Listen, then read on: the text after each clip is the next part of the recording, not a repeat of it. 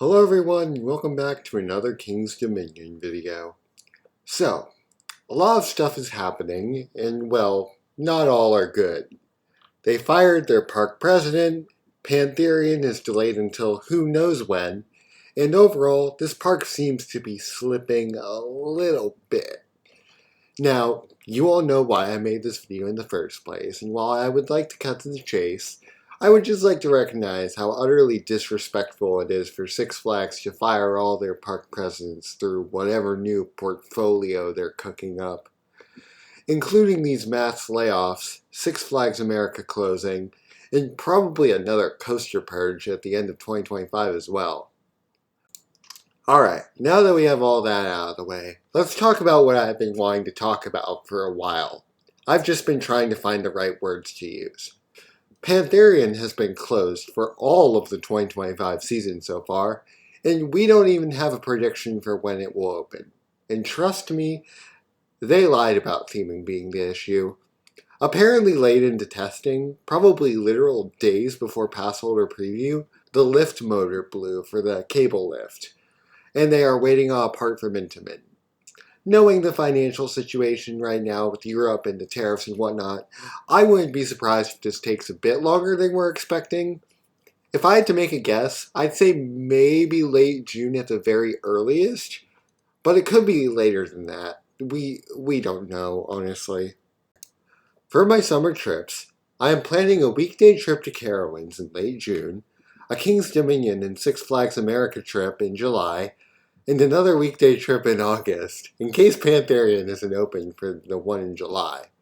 Also, I'll probably be going to King's Dominion for my birthday in September, so I can marathon Pantherian and get my possible last rides on Flight of Fear before it closes permanently at the end of the year, per the rumors I've heard.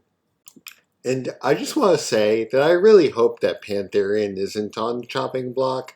I know it's most likely not, but I really don't see a new name giving it any more lines than it already gets, outside of Halloween Haunt, which will always be the busiest for this ride. But you know, on a normal summer weekday, I can't see this thing getting more than a 2-minute line. And let me tell you something.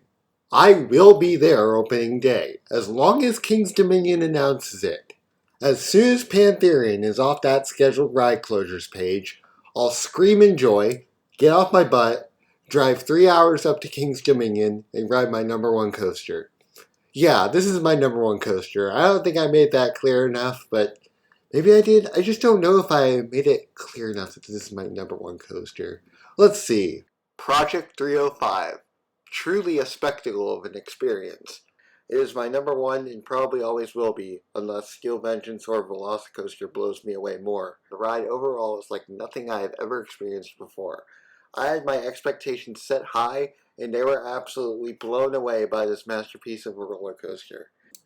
Yeah, I love this thing. Maybe a little too much. Another thing. I really wish that King's Dominion would be more transparent as a whole about the whole thing. Instead of just saying, theming is the issue, it will be open in summer. Yeah, summer is 92 days long, and my summer break begins in like a week. And just summer, opening in summer is just such a vague term.